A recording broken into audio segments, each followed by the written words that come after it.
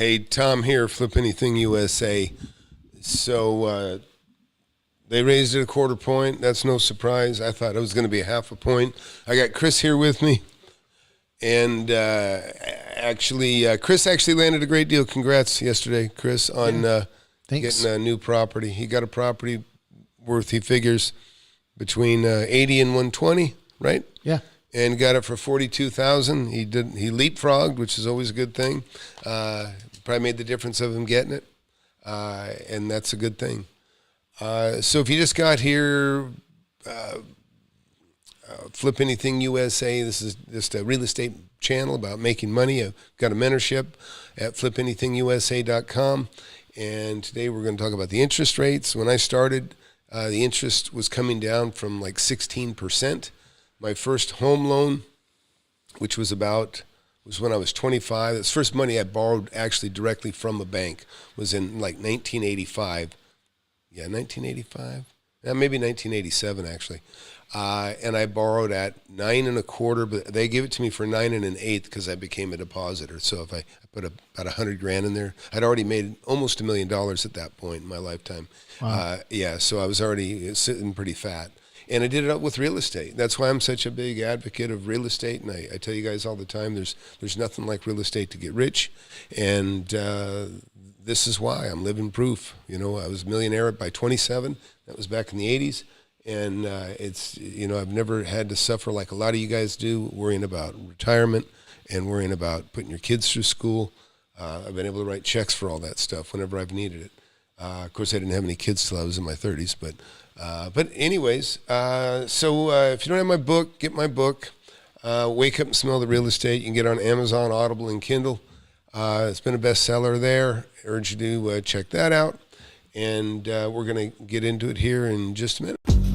It's the best thing I ever did.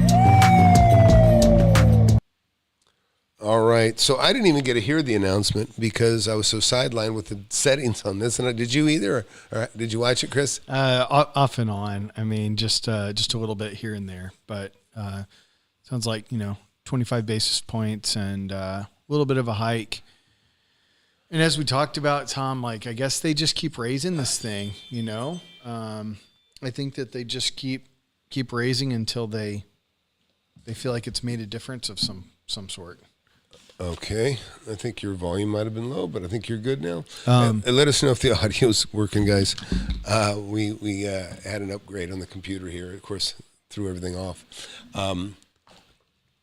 All right. So, look, I wouldn't panic when it comes to the real, believe me, it was so tumultuous. I'm telling you, back in the 80s, the interest rates were real high.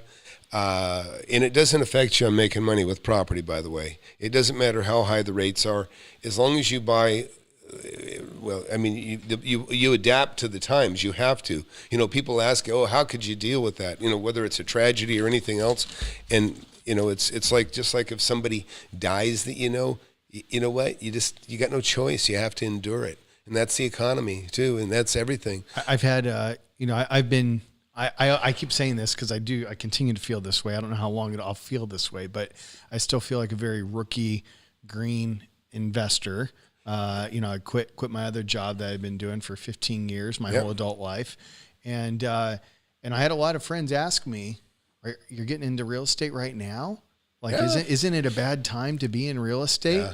And then I tell them I've done pretty good. Yeah. So look, this is actually a really excellent story because Chris got in the mentorship about 2 years ago, right? Roughly 2.5 years ago. 2.5 years ago. He's already done like 5 deals, and he just did one, yesterday morning, and that's the confidence he has. Now he's got about $500,000 in the bank. Unless he paid cash for another property 6 months ago. Yeah, between the bank and that property, I would say. Yeah. About half, yeah. Yeah. So he spent $150,000 cash on the 2 investments that he has made, and he's already been offered $200,000 for one of them that he paid $100,000. And by the way, we've got a free webinar this Thursday. Urge you to get in. In fact, let me put that up. If you want to poke around and ask questions to Tom, there's no better mentor, or really anybody that knows more about real estate, in my opinion, that I've been around. But Tom will give you a taste of what he does know. He'll show you his portfolio, give you a guided tour of kind of how he snowballed and built his wealth, and gives a path through his book that he recommends. Wake Up and Smell the Real Estate. I've read it. I use the methods in that book, but also talks about the mentorship that we offer, kind of a tight-knit family of investors that we have, everybody working their own deals and helping each other out with questions and how to troubleshoot problems when they arise. It's really been a blessing. Yeah, so I'm lucky enough that I got involved with real estate when I was 19 years old, and so that's like 42 years ago. And there's not many people that are as young as I am that have 40 plus years of experience, because most people aren't fortunate enough to get involved as an investor at 19. And that's really the reason. That's really the reason why I've got the experience that I've got is for that alone. Is I just been doing it that long. And the best part about it is, just like the bugs caught Chris at age 30, roughly, right? Is that fair to say? Yeah, that's fair to say. Yeah, about 30-ish, and or maybe a hair younger. And Russ and other people in the class, they got involved young. Is once you get bit by it, and when I say bit, it's like getting shot by Cupid, right? You become in love with real estate because you realize it can be like Christmas every time you make a deal if you follow the disciplines. In fact, I was thinking about that. I should call you a disciple. Seriously. You and the people in the class, you're disciples. You're more than just students. You're disciples. Yeah. And so it's a really cool thing. But in regards to the Fed rate, Tom, and I want to go back to this because that's what we're talking about in the video. Let's just say that for the next year, 2 years, 3 years, there continues to be increase in the interest rates. There are going to be a landslide of people that go nuts and say, it's all going to hell. I can't be an investor. I can't invest in real estate. That's dangerous. Why would you do that? But the methods that you teach, and you're a proven story of this because of when you started back in the 80s, but it's like, it doesn't matter. It doesn't matter. Now, listen, I can talk about a little bit where it does matter, but it doesn't matter. If you're starting today as opposed to a year ago, the only thing that you have to consider is, what are the investments that you're in right now? It's the investments that you're in right now that could be affected, right? If you've got your home, let's just say you bought a home for $400,000 and it was worth $500,000, and today it's worth $400,000, and it probably is, and it's probably going to come down from there maybe a little bit.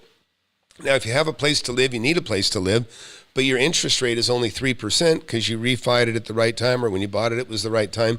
And now you're going to weigh that against rates of 7%, or maybe 7.25% today, 7%. So it's just math. That's the good thing, right? So just say you owe $300,000.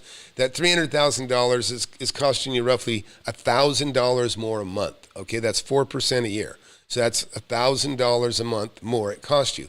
Now, but it may not be a bad deal still, and this is why. You can't get rid of. You don't want to sell the property for. Look at it this way. I'm going to show you something. This is also something that's in the class, by the way. I'm going to take you into the class and show you something, because this is just kind of a cool thing. I've got a number of calculators in there, and this is what Eric is getting at in the chat. Yeah, good. He says, "Hey guys, it's Eric. Does an increase in Fed reserve rate decrease how much house, in quotes, an end buyer can afford?" I remember you guys talking about this. Right. And so this is one of the reasons that I was talking about the sub-2 crowd. There's a lot of, it's almost like cult-like, some of the people that are in that. And I understand it gives you hope that there's money in sub-2, but I think most of you are headed for disaster. And I'm not saying completely, but a lot of you that are in that sub-2 crowd don't seem to care about equity, and you think it's all about the cash flow. And if you want to run with that, that's fine. But not everything. You got to pay attention to the numbers. And so let's go in here. When you get into the mentorship, you can go into. let's go to calculators. So in the calculators, I've got these calculators, and these are pretty basic. For some of you, you can do the math in your head. I know a lot of you can't. But so let's just look at a loan amount here. We'll just say we'll do the $300,000 deal. $300,000. And we'll say at 3% interest. We'll just do, I don't know, let's do 20. Let's do 240 payments, right? That's 20 years. Okay, so there you got a monthly payment that's $1,663 at 3%. That's assuming you owe $300,000 on your note. And now today, to borrow the same money, it's going to cost you $7. So keep an eye on that number for me, please. $1,663, and now it's $7. Okay, so now your payment just went up roughly $700 a month, roughly, with $1,663. So just about $550 a month. So $550 a month more it'll cost you for that $300,000 than it will today on a monthly basis. So you're not going to refi your loan. You're not going to refi it. But if property values, if your property value dropped to $300,000, if you sell it for what it's worth, and you face the music, which isn't always a bad thing to do, but the problem is the same home that is no longer $400,000 or $500,000, it's down to $300,000. It costs you more, right? Yeah, it costs you more. So, and then stack inflation on top of that. What you're already just daily living. Yeah, costs. This is kind of what I'm getting at. Is like three. Let's just do this. Let's just play with this a little bit here. Let's go. Let's take an interest rate of 3% and try to run it up to 23, 25. So look, here's there. Now look. Now let's take this to 400,000. Okay, now 400,000. The payment is less on 400,000 right now at the payment, a mortgage of 400,000 at 3% is still less than a $300,000 mortgage at 7%. That's why you got to pay attention to the numbers. It's crazy. And so when people say I don't care about equity, they're telling me they're ignorant. They're just ignorant of numbers, really, to be quite honest. And a lot of guys, show me the HUD or you're a dud. Listen, and I love it because every time I've had one of those comments, I'll say, okay, come on the show and we'll compare HUDs. These are HUDs that I have right here. This is about $1 million worth of HUDs. This is all money I made in between 1985 or 1981 and 1990, right? This is my first $1 million basically right there. And I've got profits in here ranging from about 450,000, 450, no, I take it back, 350,000 down to about $6,000. Yeah. And not bad for 27 years old in 1980, Not at all. And so, and creative financing, that's all creative financing. First property I ever bought was a sub 2. Now, to say that gives a pass on all sub 2 is silly because there's different things that come up that affect that. And in my sub 2, basically there was four notes wrapped inside of one. That's called an all-inclusive trust deed, and it used to be more of a thing. And you can do it on a lot of owner finance stuff or things that don't have an alienation clause or a due on sale clause. A lot of you guys know it as. So, and I was 19 years old, so there was no qualifying for the loan. That made it also very convenient for me because I had no credit. I didn't have bad credit. I've never had bad credit, but I had no credit, which is the same. It's the same. Bank ain't gonna loan you money either way. With that said, the calculators are super important to pay attention, or just, the math is very important. And listen, I've bought buildings. I remember I was buying an apartment building. I'll show you the building, by the way. And I bought this from a UT professor, by the way, university professor. Let me think of it. Yes. This is one of the buildings. I don't remember I do remember it actually, 79. So this is a building I bought it for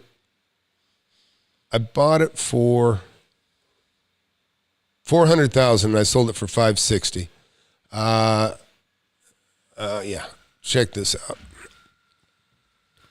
And so look at, and believe me, here's the thing, and why I say the sub 2 crowd is going to be in deep shit, is this is the kind of thing you'll see, or you're possibly going to see, because you never know. The government kind of picks the winners here, who they're going to bail out, who they're not going to bail out. But I owned all 3 of these buildings. See that big yellow building? I own this building, and this building. These 2 were together were 30,000 square feet, 900 square feet per unit, all 2-bedroom, 1 baths. Then I bought this property for this is 7929 Galt, 24 units, and I think it had I want to say it had 16 2-bedrooms and 8 1-bedrooms. And this property here, playing with the numbers, I was buying it. I wanted to buy it for $320,000. I was pushing hard. In fact, yeah. Who did I buy this from? Let me think about this. I bought one from a news guy like CNN. I dealt with his wife. Really? And yeah. I can't remember his name now. And He was then, like I think this one I bought from a university professor. And so his wife had to hear. Oh, the interest rate thing. Yeah, she had to hear $400,000, she had to hear $400,000. Well, at the time, the rates were about 20%. And they were going to owner finance this. Yeah, I got him to owner finance, agree to owner finance, right? With I don't know, I'm going to say $80,000 down or something like that, and maybe even less. I can't remember, to be quite honest at the moment. But we did settle up on $400,000. But we adjusted the interest rate from 7% down to 3%. And there was no early payoff penalty or anything. No, like there was that? nothing. In fact, this is one of the reasons you can manipulate things, and you can basically, because you've kind of become the banker. When you get a property that you've got owner financed, you kind of become a banker. You can decide who qualifies or not by who you sell it to, right, and who you let assume the note. Sure. But so yeah, this is like, and I'm going to guess at this time, this is 20 years ago, right? Maybe I was 40. I don't know. I can't even hardly remember now. Let me think about it.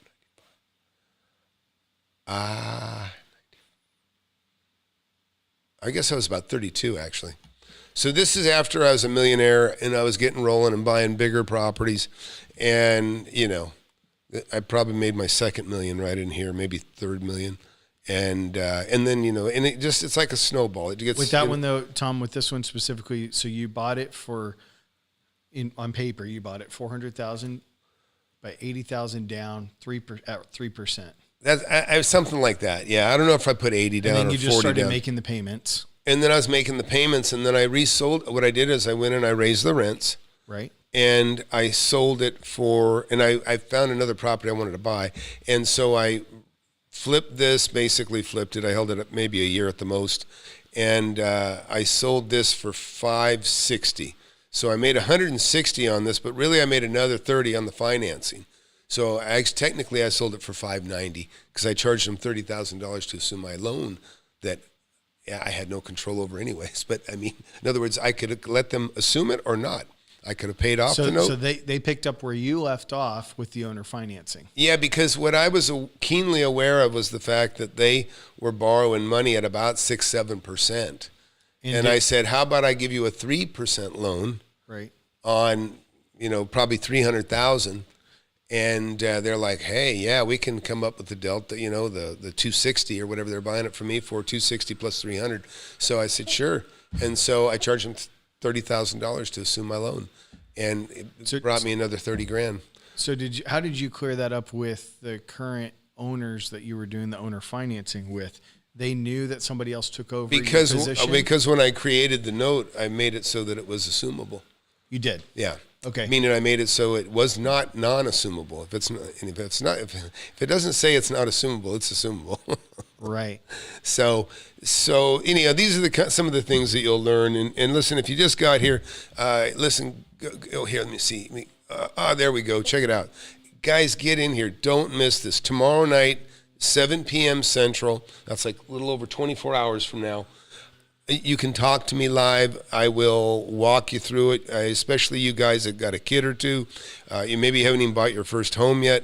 Listen, I'll help you. I'll help you for free. But you can get in the mentorship, and it'll be like on steroids what you can do. Like Chris here. Chris is 34 years old. Quit his job at the church. What he used to do for pay, he does for free now in his volunteer time. He's been to Ukraine twice, delivering tourniquets. He's doing the things he wants to do that a lot of you guys would like to do. I don't want to go back to Ukraine, but he does. But these are options you have. These are options you have. Yeah. And so, that's the best part about it is the money gives you options that you wouldn't have otherwise. So Eric, let's get his. I want to make sure Eric's this is great info. I was trying to wrap my head around how the interest rate increase of 3.5 to 7.5 affects the numbers in the rates still. Yeah. Listen, play with those. Eric, you're in the class, so we have 2 Erics now. Play with the amortization schedule. And listen, those of you guys at home, and I don't care if you're in the class or not, get an amortization scale. Just a little booklet. Just a little booklet. Yep. Anywhere from, you probably don't need to worry about the 2s now, but anywhere from 2% to 20%. And just start flipping through it. And you also say, Tom, which is very helpful, but just like you shop houses and real estate and all that, you need to shop the banks. You need to shop the rates. Yeah. And believe me, look, I got a bank giving me a line of credit right now, and I talked about this the other day.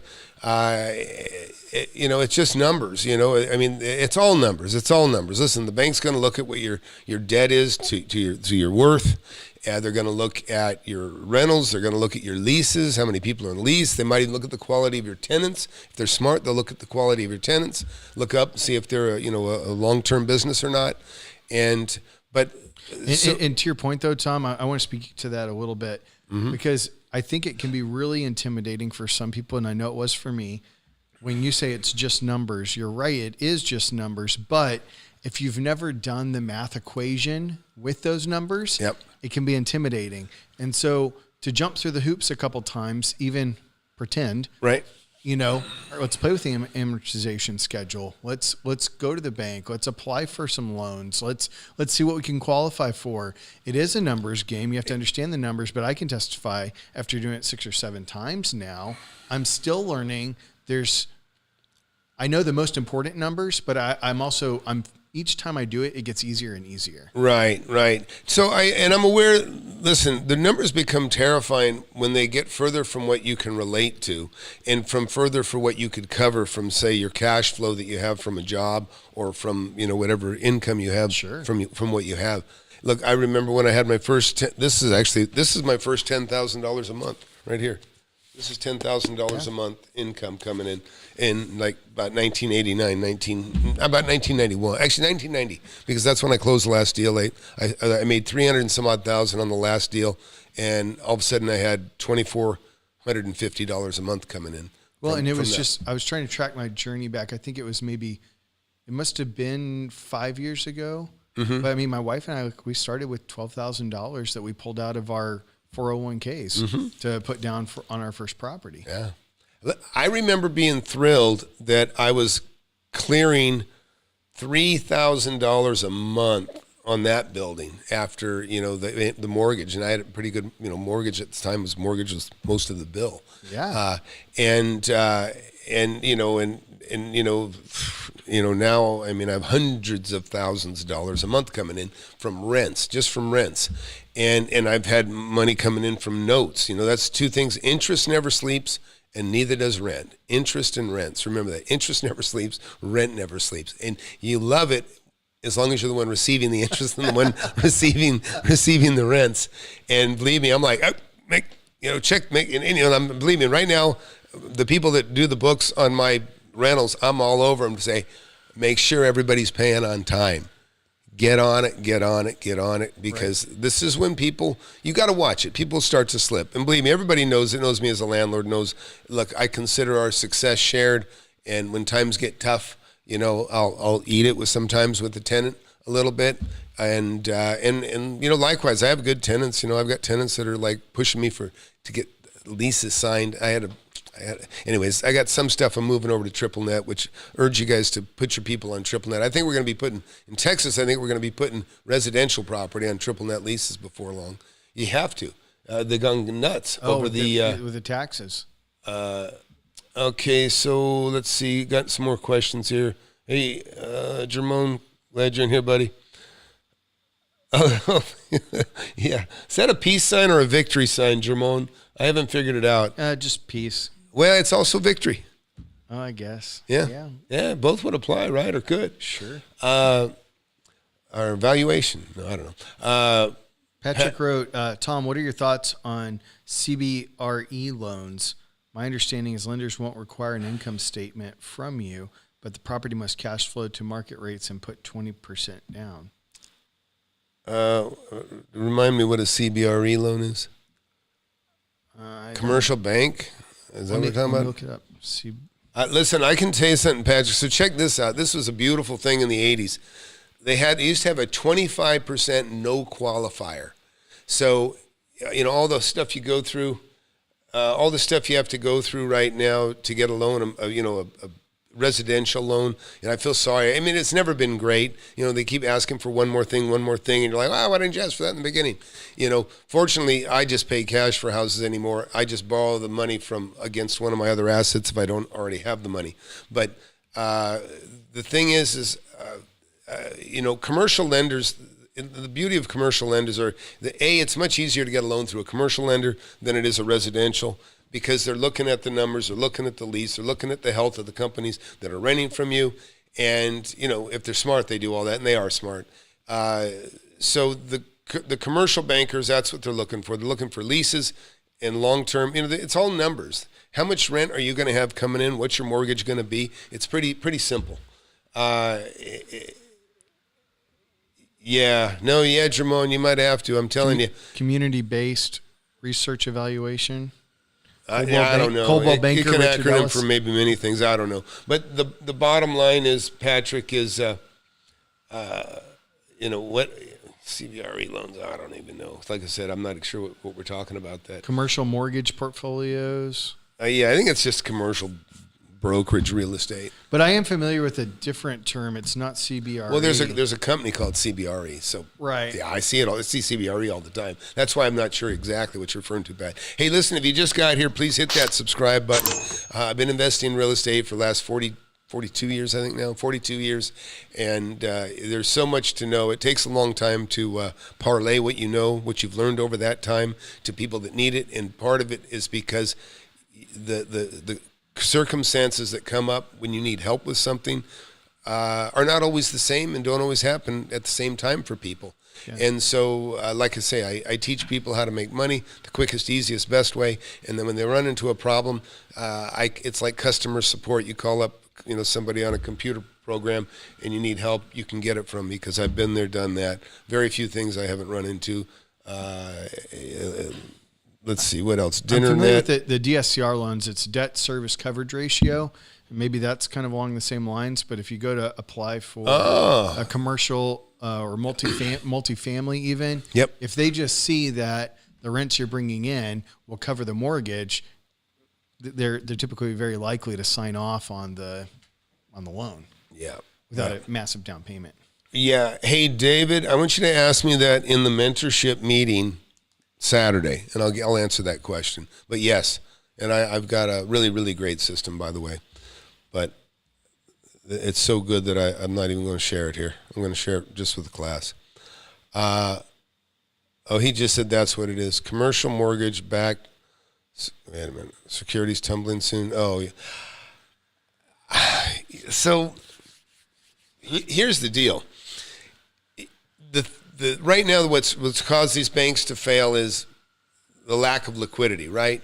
They haven't had access to money. I mean, they've used up all the money, and they've committed money. And the savings and loan crisis that we had in the 80s was for very different reasons. Instead of the banks didn't buy bonds and have the money tied up that way. What they did is they had the money tied up in loans. They loaned it all out. And then, but the same thing drives it. The interest rates are high, the values start going. I mean, people are looking to take their money and put it somewhere else.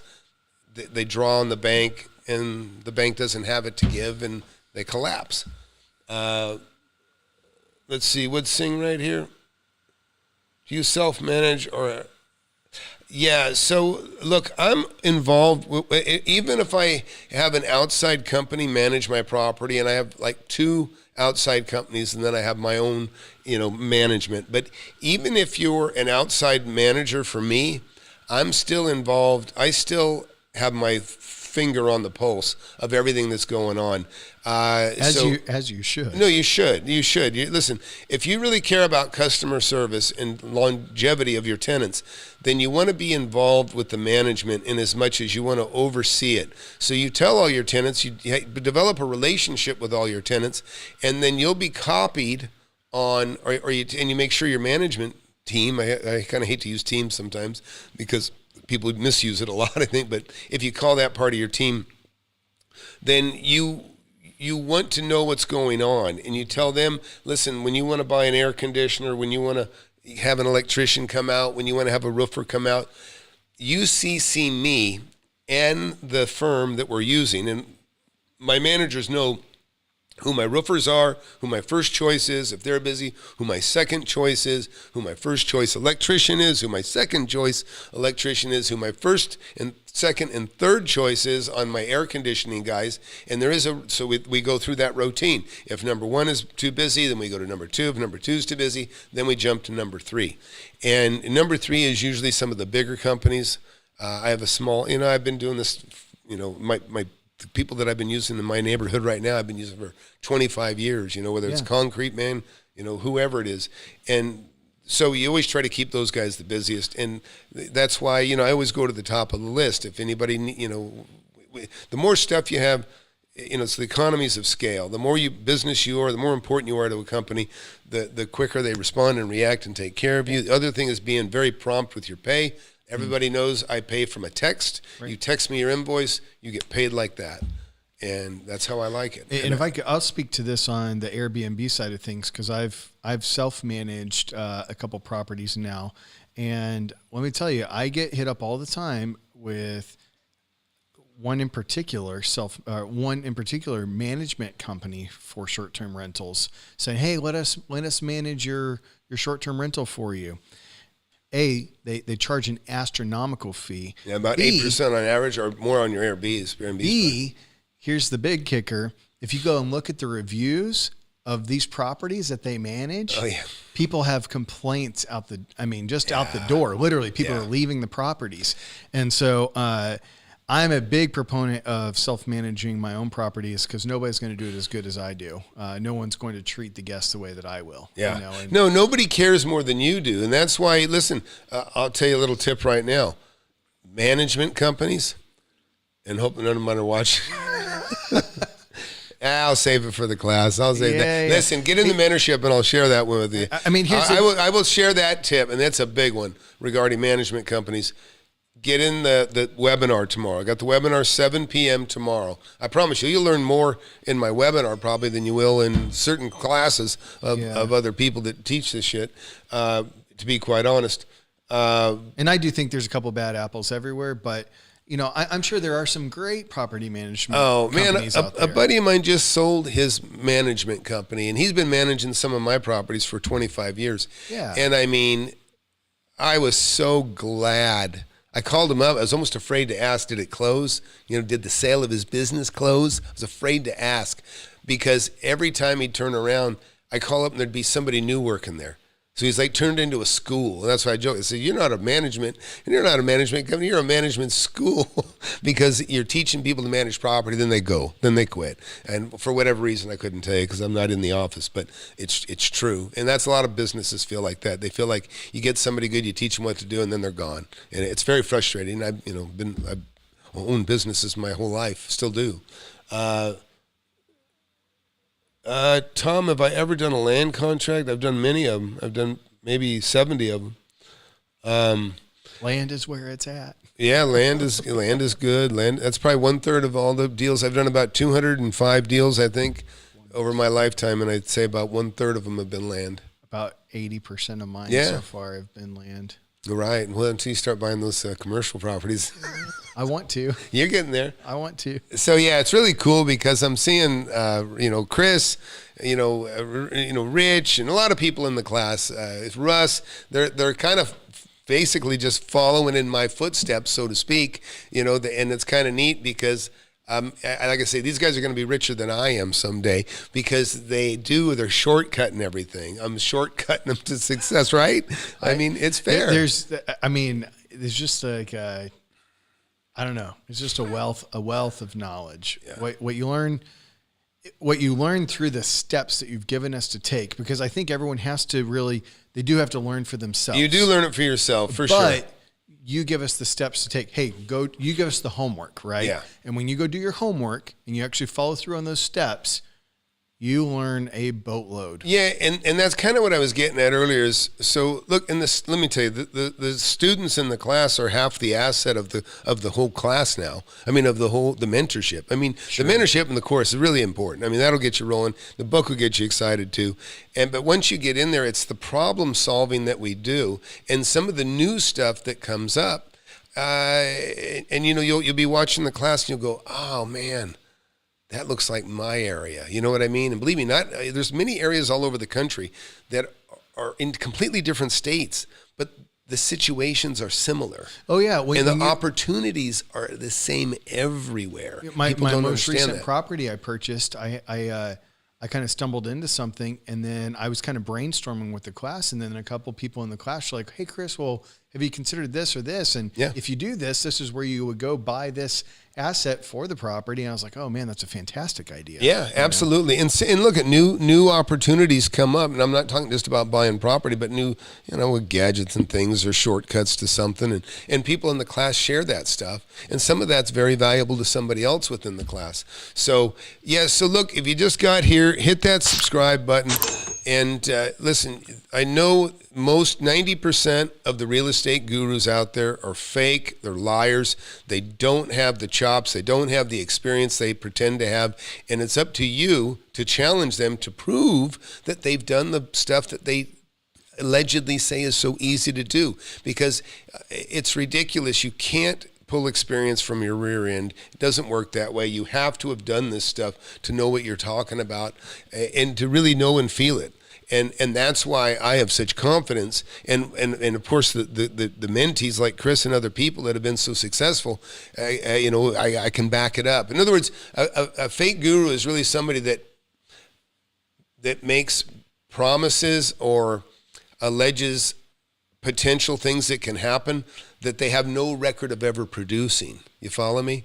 I don't represent anything to you that I haven't already produced. I've produced many millionaires, if I want to take credit for, guys like you that have done, but I'm just saying, with the mentorship, there has been the success. So I can say that I've seen the success. I've seen people in my mentorship become real estate millionaires in less than a year, and for one, Yeah. in less than 2 years for several. And if you think that's a long time to become a millionaire, I mean, I don't know what you're doing, but I want to know. or even if it is just supplementing the income to where you can own your own time. Yeah, well, I mean, and so I can say with complete honesty that I have, many people, and I can't even put an exact number on it, but I can tell you so many people that have, men 30 to 50 years old, and primarily my class is men. That's why I say men. Have women too, though, have made some money in there for sure. We have some really sharp women, by the way.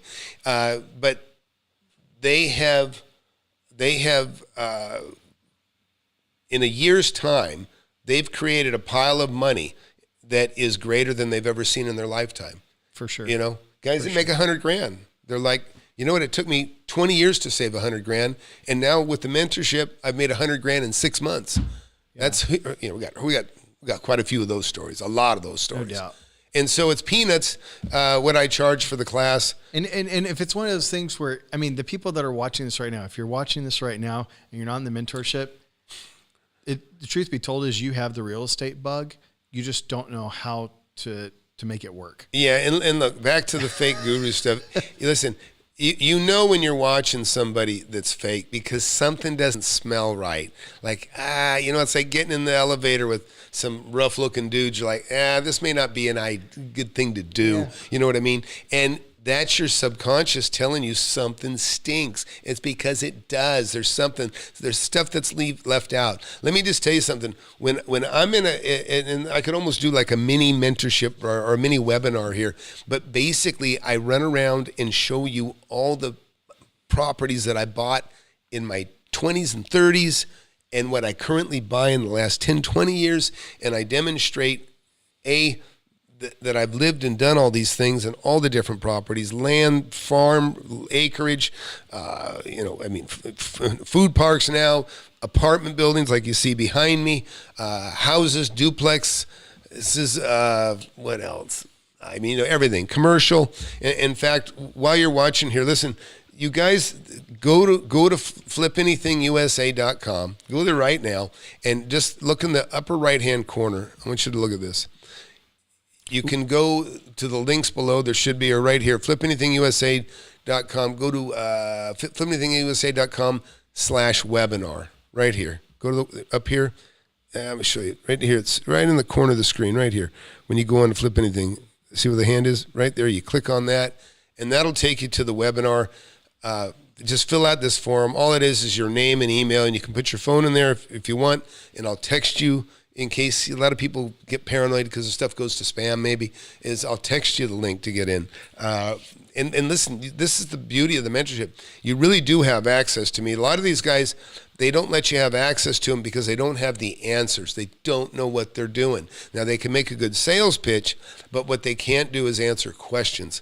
And they don't want to be confronted with the questions like, have you ever done it before? Can you show me something you've owned? If you say it's easy to buy apartment buildings, can you show me one that you've owned? Can you show me 5 that you own? Can you show me 3 that you have owned? Can you show me, 30, 40 pieces of property that you bought and made money on? I can show you these things. And these guys, they really are. I mean, you can see if you're around it long enough, and for me, like just helping you out with the channel and stuff, Tom, like sure. I see it all the time, but these guys really are, they're trying to build a wealth machine for themselves that is not technically real estate. No, and in fact, I'm glad you said that, because here's one of the observations I've made about the fake gurus is that they never really made their money in real estate, and so their money has been focused on making money off of you. YouTube, you are the hunting ground. You are the individuals, the gullible, the desperate. To be quite honest, the desperate and gullible are the easiest to take advantage. Listen, when you can't even get in my mentorship without talking to me first. I say no to a lot of people, and people are watching know that I say no to a lot of people. That's right. I say no to a lot of people because I don't think you're ready.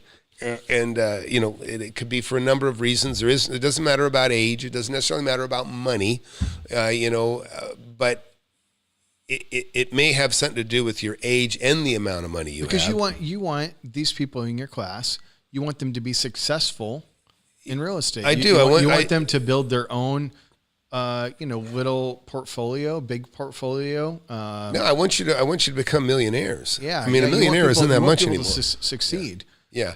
And so what I see is I don't want to be a babysitter. I'm not going to be a babysitter, and so I only let people in that I think are bright. And don't misunderstand that. You don't have to be particularly articulate. You don't have to be particularly educated. You don't have to be awesome at math. I'm not awesome at math. Yeah, so don't misunderstand it. What I consider important, you probably don't even think about. A lot of it has to do with common sense. Has to do with work ethic. And if I don't sense that you have some of both of those things, do you know how to be financially now I feel like I'm insulting wise? To people that I told couldn't get in. Do you know how to be financially wise? Do you know how to save some money? Yeah, I mean, listen. Like if a young guy comes to me and he's saved $10,000 and he's 22 years old, I got another minute or two here. Sorry, I'm still alive. Sorry. And it was my electrician, by the way. So, look, you go to get in the mentorship. In fact, somebody texted me, go in the chat here, tell me you're coming to the mentorship. But FlipAnythingUSA.com/webinar. Get in the webinar. You don't want to miss it. Get in the webinar tomorrow, 7 p.m. Central. Cameras on, microphones off. I'm going to show you what I've done over the last years. I'm going to show you very, very successful students. I'm going to show you what you'll expect to learn and what you'll be taught. And listen, there's 350 hours now of education in there, and it's 100% of me on camera teaching, along with students that are bringing issues and sharing as well. And it's a super great thing. Yeah. And anyways, I just want to see you guys make some money. Go ahead. Alex and OCIRC, you guys get in the webinar. You guys can ask some questions there as well. Yeah. So Alex, look, I'll show you a property. He's asking about subdivisions. So I'm going to show you a property I bought on Ina Road in Leander. And see, this is the kind of stuff you need to see from other people. They should be able to jump around like I can on the globe right now. So look, this is a property. Look at this thing. This property you see right here above my head looks like a racetrack, right? It goes from, wow, it's all this. It's even bigger. Yeah.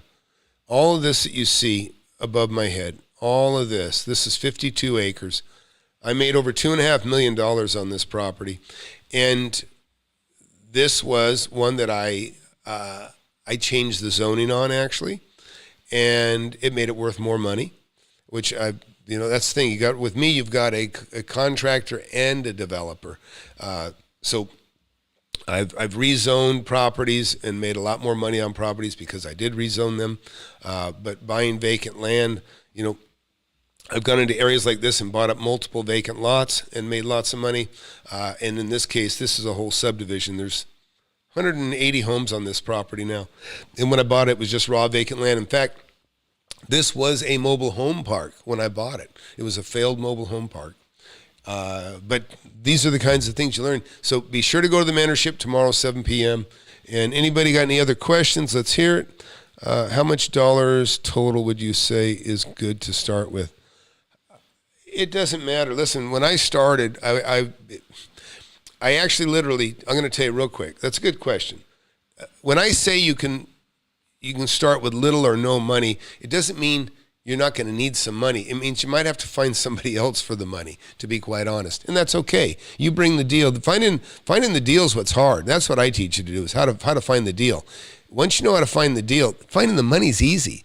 There's money all over the country. People are trying to put it into something, they just don't know what to do, and a lot of them make the mistakes and throw it into a shitty fund. But, that's how it goes. Let's see. Let me show you a property. I'm going to show you this, and I know some of you, I apologize, have seen this before, but it's an important one. This is the first property I bought, and I had no money. I mean, I probably put $500 down on the deposit, maybe $1,000.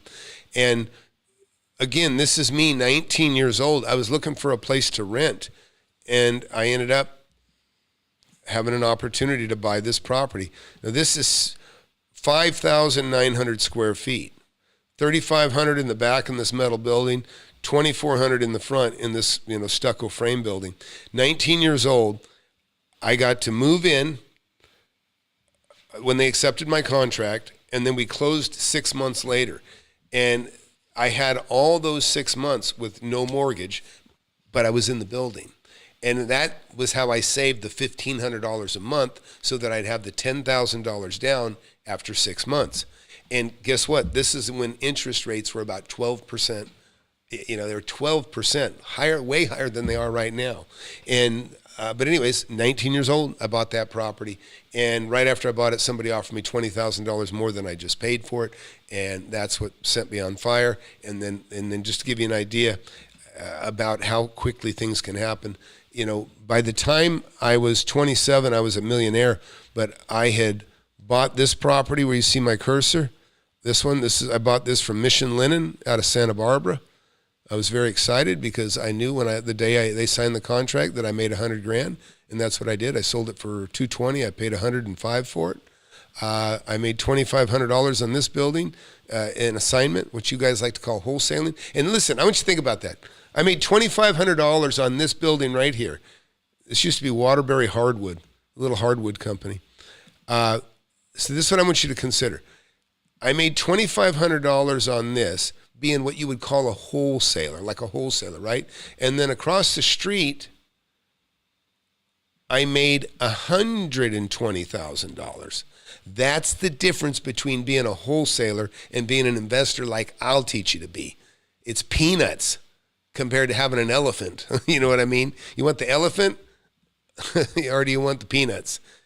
That's an elephant. That was peanuts. Now, let's keep looking. I also bought, actually, this is one that I did, a little bit better story for doing a flip or a wholesale deal. I made $20,000 on this one. And this is what actually how I got into wholesaling. And I never really got into wholesaling, but this is like, I've done a handful of deals. But this is one, what you would call a wholesale deal. I was just looking for a partner. And I hit up my old boss and I said, hey boss, check it out. I got this building worth $240,000 and I can get it for $150. And he said, let me come out. He came over and he looked at it and he said, hey Tommy, because that's a good deal. And he goes, but I don't want a partner. And I'm like, huh? And first, before that, I said, well, let's buy it. We'll split the money. It'll be fantastic. He goes, I don't want a partner. I'm like, it's like, so I'm like, what? That's why did you say that? Right. And I just like, huh? And he goes, look, I don't want a partner. He goes, how about I just give you $20,000 and I'll buy it by myself? And of course I was flabbergasted. Well, that's a fantastic idea. And so I took my $20,000 and he went and probably made anywhere from, I don't know, $70,000 to $100,000. I don't care. But the bottom line is, this is what the difference of having a talented and, I'll flatter myself, a talented and experienced mentor. I just laugh because, I can't, the time goes by so quick. 42 years have gone by, a couple hundred deals and, made tens of millions of dollars. I've made a lot of money, very, very comfortable and life is fun. And I don't, listen, Chris has made more money on his last two deals than I've made mentoring. It's true. But it's true. But okay? it's also, but I think it's a testament of you're doing this and you really are trying to help people. I am. In all honesty, you could be out there just slaying deals left and right. I do still make some deals, but it's not like, believe me. You're doing this because you enjoy it. I do. And going back to why we originally kind of started this whole conversation is you want to see people financially succeed. And these other things that you can get caught up in, they want to take your capital. Yeah, and that's actually what I was talking about earlier. So here's the difference. They'll say, it seemed like Trump would tell you. Trump would say, I don't need the money. He would say, he can't be corrupted because he doesn't need the money. That's me. I can't be corrupted because the money doesn't mean enough to me. You know what I mean? I've already got it. I'm comfortable. I don't need to chew up students and betray young lives in order to feed my big machine. My feeding machine comes from rents. I don't need to eat the students. They're not the hamburger. You know what I mean? And so that's why that it's good for you guys out there because you got somebody that you can trust. You got somebody that's experienced. You got somebody that really does care. I do care. And, but I'm not into donating money and I'm not into donating my time. No. I will work extremely hard for anybody that gets in the mentorship, but you got to want it. And believe me, I've got a great meter for reading people. And I can tell if somebody's going to succeed or not because I've been really successful with the people I've led in the mentorship. And, you just can't hide it. You're either smart or really interested. I don't want to say smart. There's smart people that are disinterested. I understand that. But if you got to want it. If you want it, I'll show you how to get there. But get in the mentorship tomorrow, 7 p.m., and so go to FlipAnythingUSA.com. Can you put that in the free webinar? Is it in there? I'll put it in the chat. No, Flip Anything. Yeah, we'll put it in the under. It's right below the video. Just click on the sign up for free webinar. Click on that link. Tomorrow, 7 p.m. Central. Yeah, so it's FlipAnythingUSA.com/webinar, and I'll see you tomorrow at 7 p.m. Central Time. And like I said, cameras on, microphones off.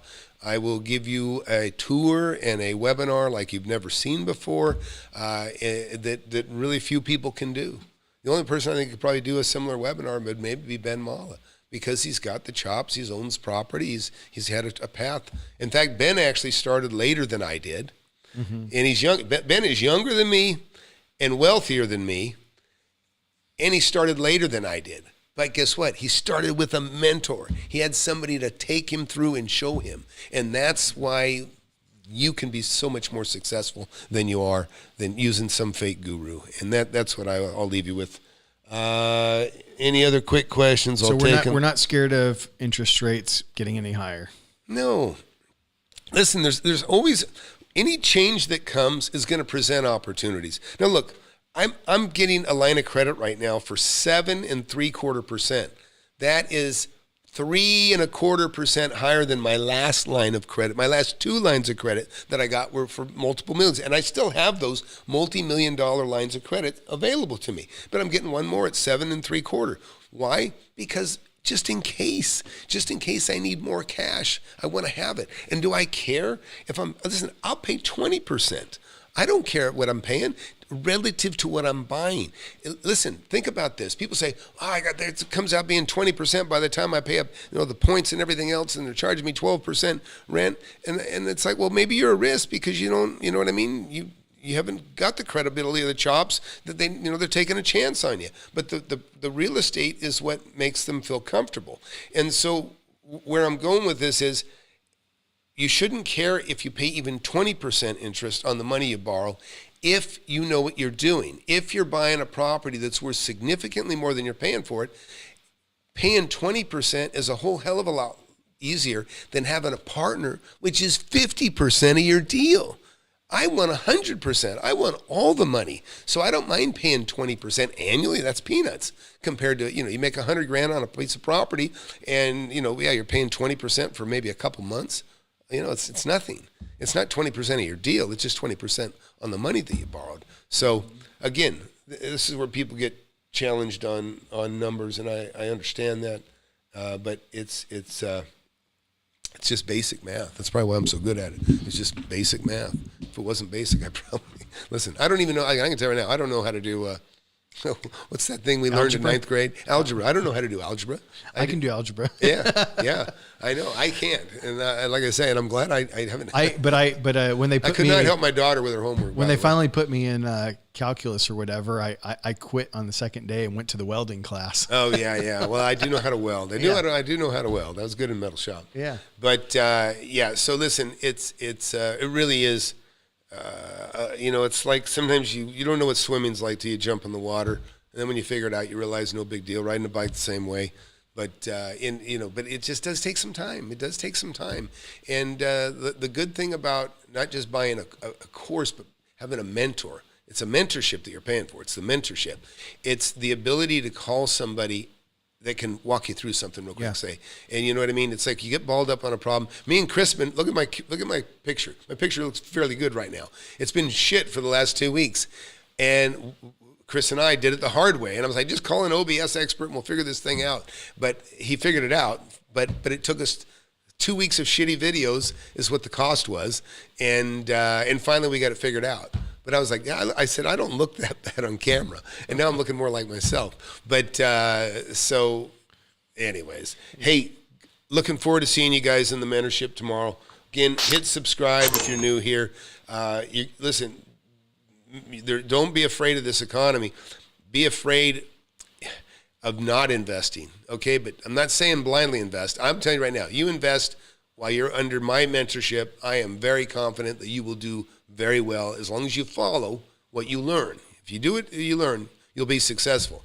If you are lazy, which I probably won't even let you in the class if you are, but if you're sloppy and lazy, it probably ain't going to happen for you. It's just not. But if you are careful and you treat money like a tool, believe me, everything should be an investment that you buy, and you will rise quickly. Chris is an example of that, and other people in the class. It's really cool.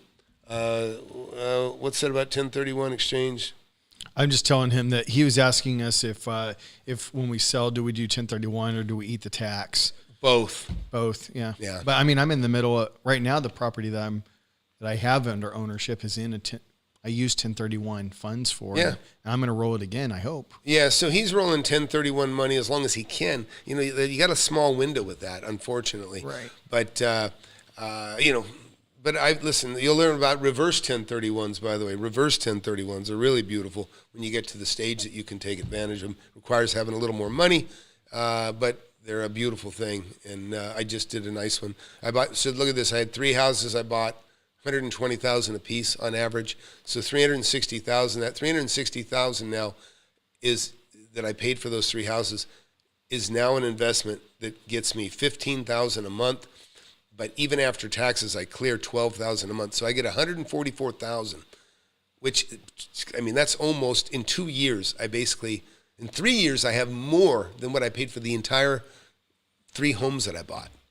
Every 3 years, I have more money than what I paid for those 3 houses. So That's the kind of stuff. In fact, I'll show you the building because I don't want to leave you hanging. This is a building I just bought not that long ago. I'll just go.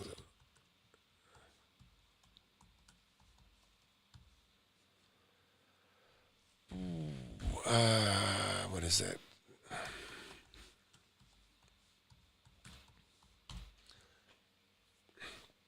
So look, this is a building, again, I'll even show you the house. See, this is the stuff that you should expect from anybody that is charging you money to teach you. They should be able to show you stuff like this. In lots of stuff like this. So, real quick, so look, this is a building. I bought this building recently for $1.6 million. I paid cash for it because that's what I sold the 3 houses for that I paid $360. So $360 turns into $1.6 million. That $1.6 million turns into the purchase of this building right here. And now this building, I get over $15,000 a month. About $3,000 a month goes to overhead, taxes, and that sort of thing, taxes and insurance. But now I've got $144,000 a year coming from this, and that's just from 3 houses. How many of you couldn't get $360,000 together and buy 3 homes? And it just doesn't. It's if you treat money like a tool, this is what you can do. Now. And none of this was, and I don't come from money. Nobody gave me anything, by the way. But like now back to, we talk about I talk about barbells. So let's now take a look at this, because I tell you guys, there's the same opportunities are everywhere, every city, every country. It doesn't even matter. The same things that bring about real estate deals are the same everywhere. And like here, this is a mile or 2, maybe a mile from the building I just showed you. I bought, 9 or 10 homes in this area. I think maybe it's 12 actually. So right in this little area right here, and I can't identify them exactly, but I'm going to give you an idea. I bought this house, this house, this house, this house. I bought the one behind it. I bought one down the street, and then I bought 2 across the street from this one. I bought 2 on this street. And I bought this house I just sold to my daughter. I paid $195,000. I put about $25,000 in it. So I had $220 in it. It's worth $425. I just sold it to my daughter for $220. So you're welcome, daughter. But anyways, those are the things you get to do. Get your kids off to a good start. My daughter's off to a good start. She owns a home, and she's got $200,000 equity day one. She got my good deal. I just let her pass the deal to her, and I'm very proud of her. She's really a good kid. And over here, I can't find it exactly, but I bought another house over here that's worth about $450. I paid $220 for it, and yes, it was on the MLS. Not every deal I buy is not on the MLS. A lot of these were on the MLS actually, and a lot of people don't know how that can happen, but there is a reason. And my properties are actually very distinguishable by the sky, and so like I bought this. This is a nice building. I bought this building. This is a 22,000 square foot commercial building. I bought this 3 acres of prime commercial. I bought that. This is a 20,000 square foot building over here. I still own all those assets right there. These are the things you'll learn how to do. and for building. We call this a barbell. See how this is a cluster of property, and I actually own more property over here, but I'm not going to get into all of it. But you can see we got kind of a cluster of property back here, between all those houses.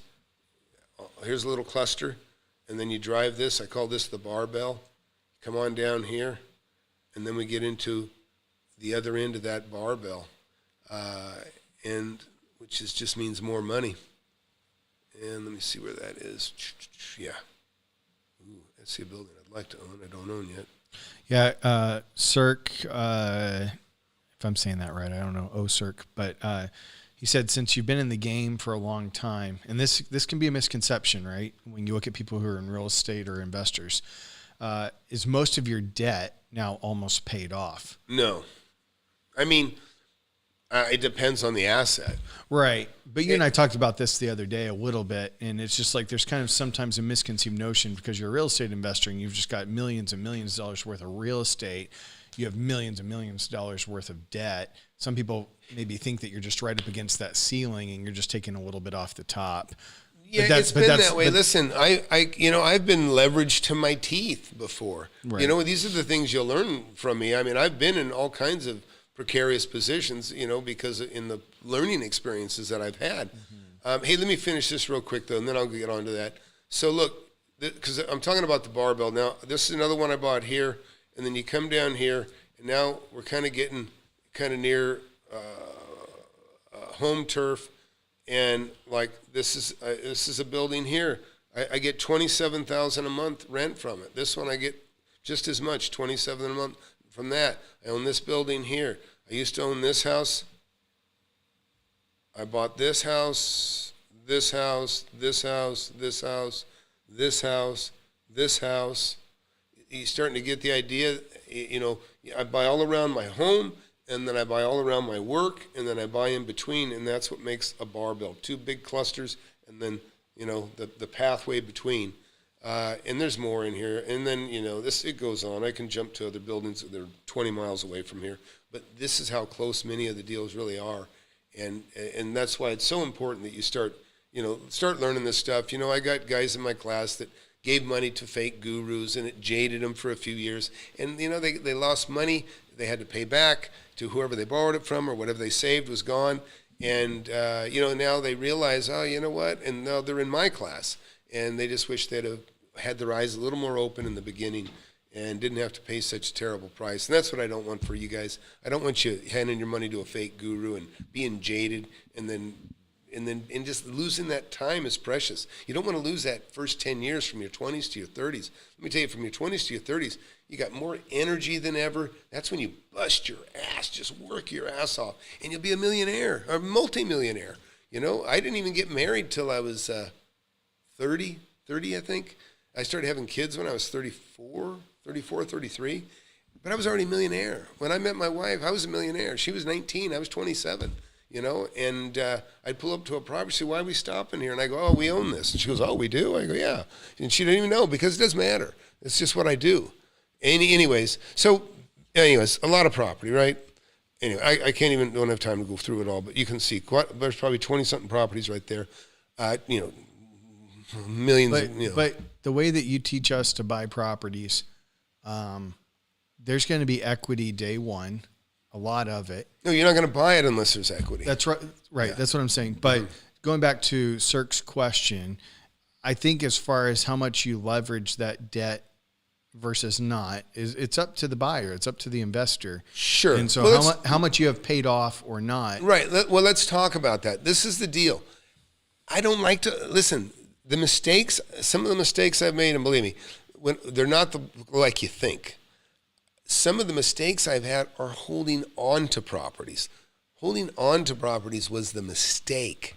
In fact, going back to the property I was showing you earlier, someone need to go back here. Let me just look at that property that I made $2.5 million on. I would have been better off selling it right away and making $1 million on it day one. But I held it longer, and it doubled in value, but that didn't matter. I would have been better off taking that $1 million on day one and then buying something else and flipping it and make $1 million on something else. Because Which is think what about that. It's just a conversation you've been having a lot. That's with why me this is lately. my number one conversation with Chris. I say, don't keep it. Get rid of it. Get rid of it. Just keep because you want. rolling. Hey, listen. You feel a certain amount of success when you get something under market, and you go, "Oh man, I got it. It's safe." And but the bottom line is, if you're in it to make money, you have to continue to turn. You have. Listen, if you take 10 grand and you buy something that's worth 30 and you make 20 grand, you took 10 grand and you made it into 20. It doesn't matter if you hold on to that asset and you make 20% a year on 10 grand, you're going backwards now because you Right. burned up your seed capital for $2,000 a year. Where if you would have simply kept turning and made 20 on 10, made 60 on 30, made 120 on 60, you get rich so much quicker. And it's you looking at the rearview mirror, but also looking at me, who is in your rearview mirror. Yes, yeah. And it takes me hearing it 6 or 7 times, but also has taken me doing now my 6 or 7 deals to the point where I'm like, he's right. I just need to keep rolling. Yeah, and even like the one he just closed 2 days ago. Chris just got a property for like $42,000, and he was talking about I was thinking I'd like to maybe hang on. I'm like just sell it, and then I entertained the idea for a minute. I said, look, 40 grand relative to your portfolio, you could probably pocket this one if you want to hold it for a while, but really it's a mistake. You should just get rid of it. I know it is. I mean, I was looking the other night. I was just really surfing hard for property value on that property and like relative to the area and looking at everything. I'm like, I've been saying I could probably sell that for maybe 120.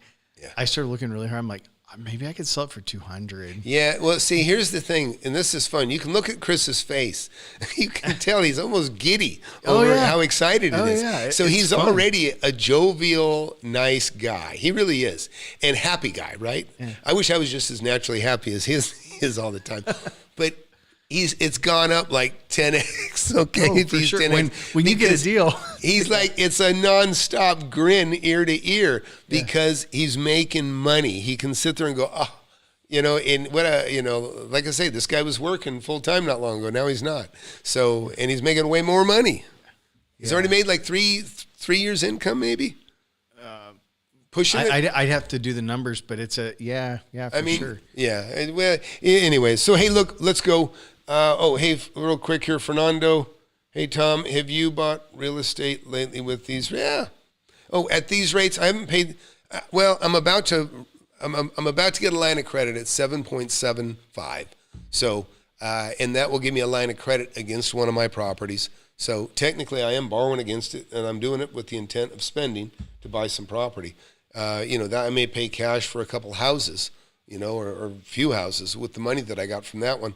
But I'm only going to buy it if it's worth more, like kind of like what Chris just did. He just bought a property for $42,000 that's worth at least 80 to 120.